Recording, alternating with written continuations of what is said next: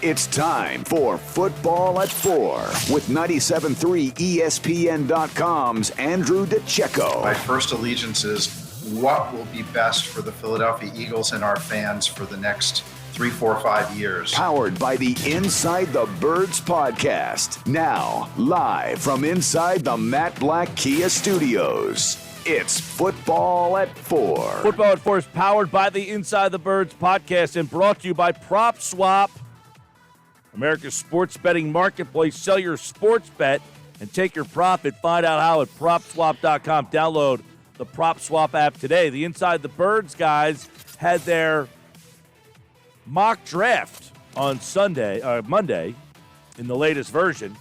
Jeff Mosher, Adam Kaplan, and this man, Andrew DiCecco, who joins us now on the Boardwalk Honda Hotline to take a look at the mock draft, your questions, and the NFL draft, which is on Thursday. And you can hear all the draft coverage starting Thursday at 7 on 97.3 ESPN. Andrew, what's going on, man?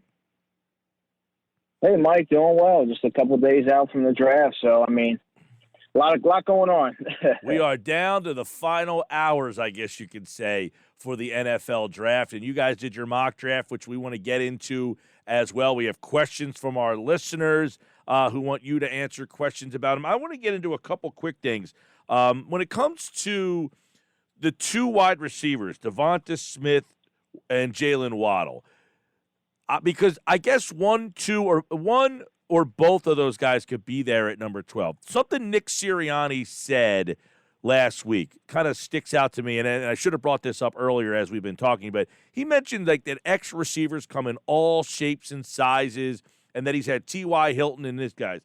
Which of the two, Smith or Waddle, do you think fit the X receiver explanation that he gave more? I would say Waddle, just from an athletic profile standpoint. I mean, I think Smith can do it, but I also do believe that his size is really going to be a factor. I think he can do it in spurts, but I don't think he can do it. He can play that role consistently. Now, there are ways you can scheme those guys open, as you've seen in the past, but I mean, when I envision an X receiver, I envision someone more along the lines of a Terrace Marshall or what they thought they were getting in J.J. Arcega-Whiteside. You need someone to kind of fill that Alshon role, and I don't know that those guys quite fit the bill. So if Smith, Waddle, or Horn are on the board and they need an X receiver, that would be more likely than they go with Horn, because you're saying neither one of those guys fits what he kind of said the criteria for an X receiver might be. Yeah, I mean, and I also, in my opinion, would think that J.C. Horn, you'd be getting the top corner in the draft at 12, which I think is fantastic value. This is a rich receiver draft, much like it is a very deep cornerback draft. But I mean, you can get the cream of the crop at 12. And you can also get, a starting caliber player at 37, 70, and so on. So, I mean, I think that value would be, too good to pass up. All right, get some questions on this as we're talking wide receivers. Frank wants to know, Andrew, would you be happy with Terrace Marshall or Rashad Bateman in round 2? Also, your thoughts on Elijah Moore, the wideout from Mississippi. Well, I mean, Eagles fans should be pleased if they land a Bateman or a Marshall at 37, because both players are going to be they offer starter upside, which you would expect at the top of round 2. But I also do believe that they would add another dimension to the Eagles offense, which they don't currently have, as far as a red zone perimeter receiver that can go up and get the football, build that rapport with Jalen Hurts, and become, a force in the red zone. And I mean, when you're looking at that, I think both players really embody that. And I think someone who's emerging late here is Terrace Marshall. So, I mean, there's a chance that he sneaks into the first round. It all depends on what teams like, because going into the pre-draft process, Bateman was the guy that was billed over him. So, I mean, it's going to be interesting to see how that shakes out. Here's an interesting scenario here that Jalen brings up. He says, I think it would be a steal if the Eagles get Horn and Farley, knowing injury history is much different than Sidney Jones. But if he hits, Eagles corners could be incredible for 5 years. Is that worth the risk? And I guess the question would be, where do you kind of envision Caleb Farley going? I mean, if you You guys did your mock draft. Where do you see Farley landing, or is it possible that the Eagles, see him slipping and get back into that Caleb Farley game? Yeah, this is something that we discussed. We touched on a little bit in our mock draft, and I kind of see him going at the end of the first. I don't know that he tumbles out of the first entirely, but I mean, it's going to be interesting that the Tampa Bay Bucks sitting there at the end when their window, they might want to maximize their window. They can go with a running back, like a luxury pick, like a Travis Etienne, or they could also go and add to their defensive group and add a corner, which would be fantastic value in Caleb Farley. That's a team that I could see him going to because, yeah, he might not be ready to go right away, but they also have a decent amount of corners there. But I think that would be a luxury pick there. I don't know if he's a guy that's a second contract guy, which is something that Adam brought up. I mean, we don't know that. I mean, the injury history is there, but I think that you can get a lot of mileage out of him, so to speak, in that first contract. I think he's going to be a good player. I just don't know if he's going to be around for a long time. Andrew DiCecco, football at 4. All right, so we got a lot of questions kind of pouring in here. Elliot wants to know, Andrew, who do you see starting in the slot this year? If we move Rager to the slot, who do you start alongside him? That's an interesting one because Greg Ward has handled that position the last 2 years. Yeah, well, right now it's going to have to be. I mean, if you put Rager in the slot, you have to identify an X receiver. I mean, they simply don't have that. You can't go into the season thinking that Travis Fulgham and J.J. Arcega-Whiteside are going to fill those roles.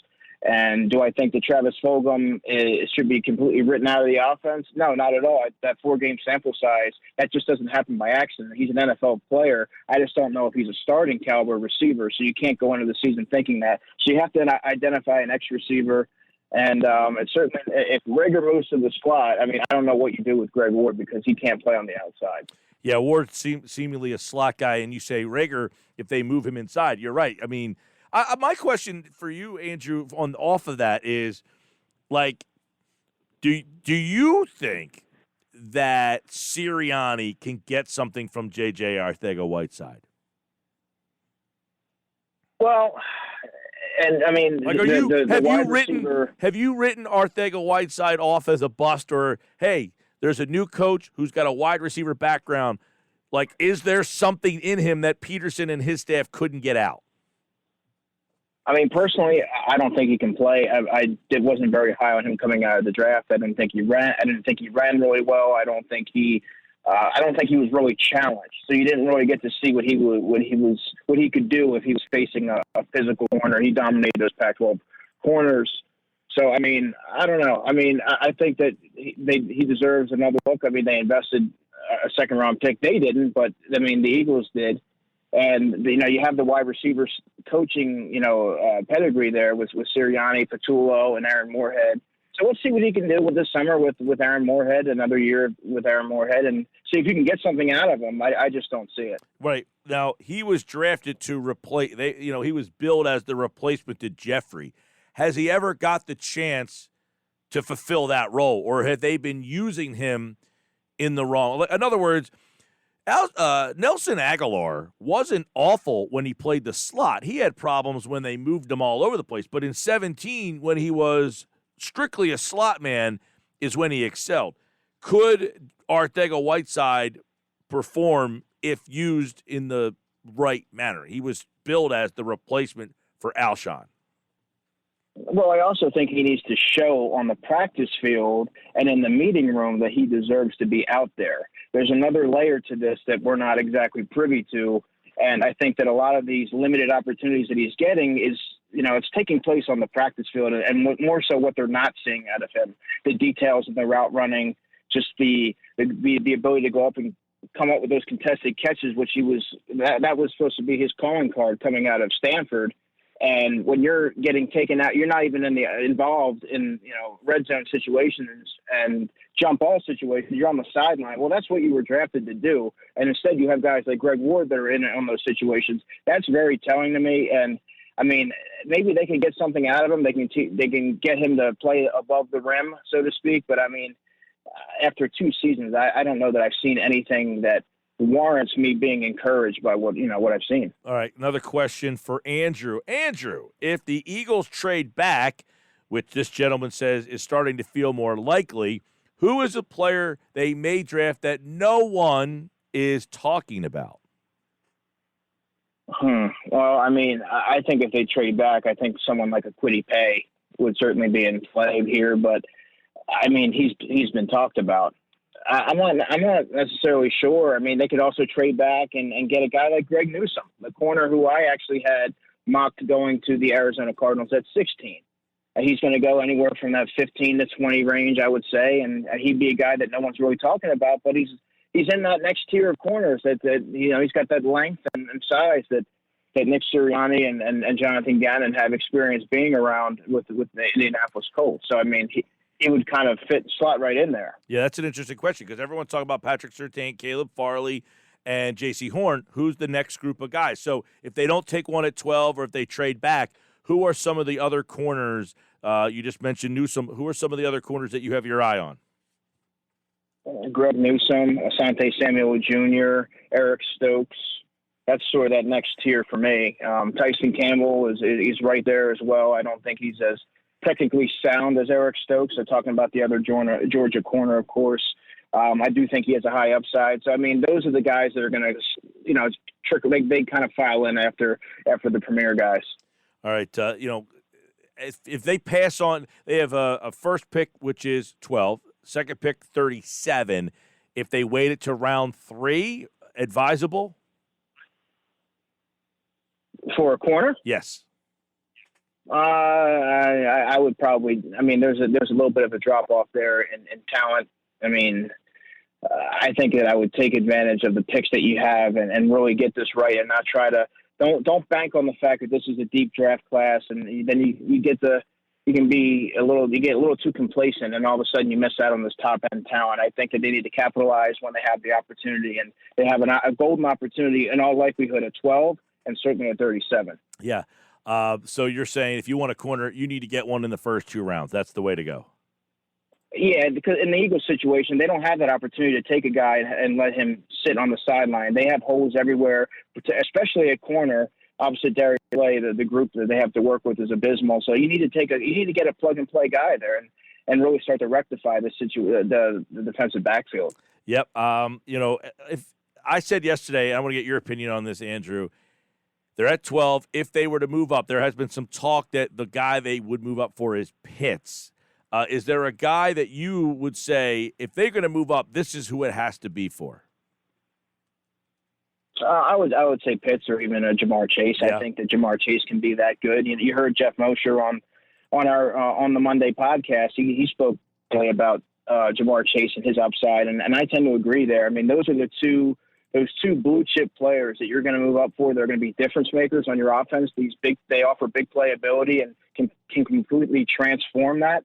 Those are the two guys that you're going to make a move for, in my opinion. Yeah, I would agree there. That if they were to move up for somebody, Pitts would be number 1 on my list. I feel like this offense and just his style and what he brings to the league is going to be very intriguing. I would take a shot if I were to move up. Not that I wouldn't on Chase, but wide receivers tend to have a little bit more bust factor, I guess. No?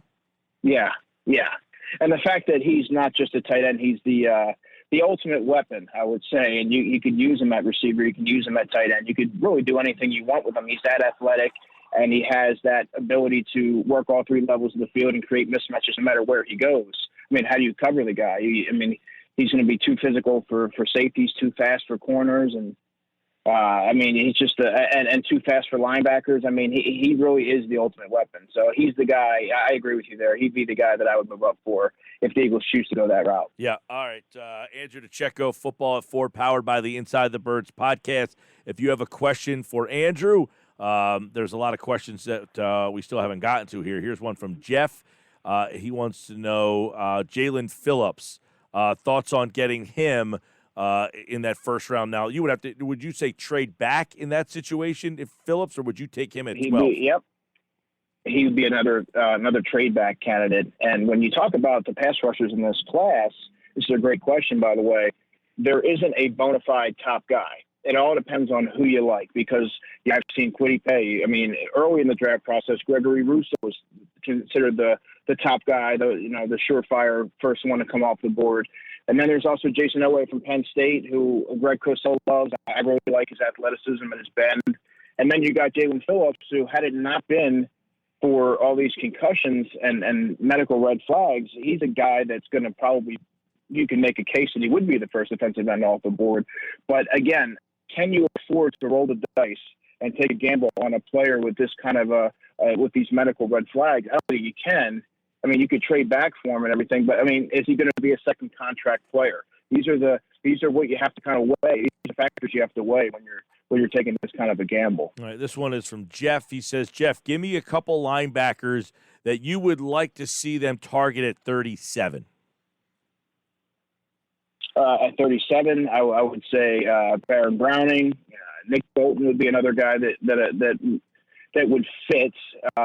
He's not necessarily doesn't have the length or anything like that, but I do think that he has the coverage acumen, which is what you really need to succeed at the next level at the linebacker position. I also like Jabril Cox from LSU.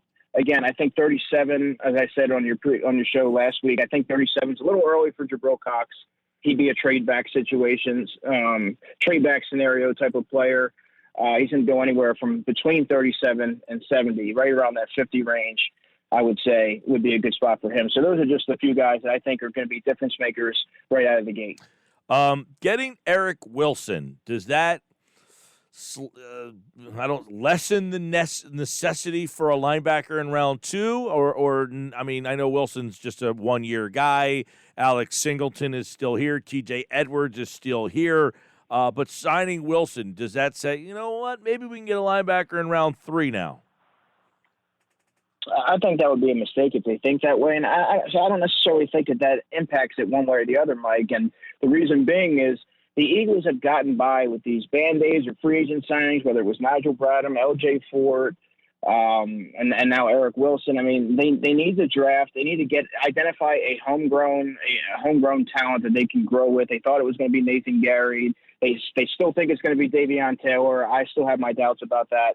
But again, just like with corner, you have to, if you have the opportunity to add a difference maker there, and they're going to at 37, you got to do it. I mean, you have to add some building blocks on defense, and that'd be a great place to start with adding a Baron Browning or something, a player of that mold. So that's the way I would go. I know that everybody is like if Micah Parsons was at 12, which I don't think he would be, but would he be in play?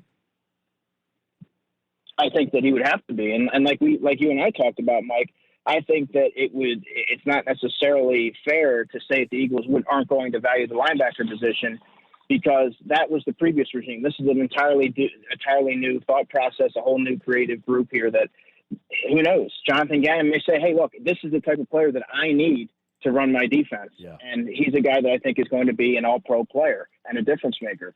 You have to bring those. You have to swing the bat on a player like that. Right. He has freakish athleticism, and he's going to have a long career and be one of the top defensive players that come out of this draft. That might be, Andrew, the most pick. If the Eagles pick Parsons at 12, if he's there, that especially. I mean, if they trade it up to get him too. I mean, if they say, look, we think the Giants might take him, we're going to go up to 9 to go get him. I don't see that happening. But if they took a linebacker, Micah Parsons at 12, that might be the biggest scenario. Oh, absolutely. And, I kind of equate Micah Parsons to he's the defensive version of Kyle Pitts. And that, when you're drafting him, I mean, the linebacker position in itself isn't as flashy as some of the other ways that they could go, but you look at all the things that he can do and the value that he can provide. I mean, that's going to pay immediate dividends. All right, we will look at your mock draft from Monday's Inside the Birds when you're back on Thursday. We'll kind of run through that and then see how it matches up with Thursday's draft. And, of course, Andrew DiCecco back on Thursday for a draft preview, the final one before the pick is made, and we'll get Andrew's selection, who he thinks the Eagles will go with on Thursday's show. And he, like all guests, appeared via the Boardwalk Honda hotline. Andrew DiCecco, everybody, at A DiCecco NFL. Andrew, thanks, man. Yeah, man. Looking forward to talking to you on Thursday. Yeah, that should be good. We'll go through that mock draft on Thursday, see what he thinks, and see what he thinks happens. And he, like all guests, appeared via the Boardwalk Honda hotline.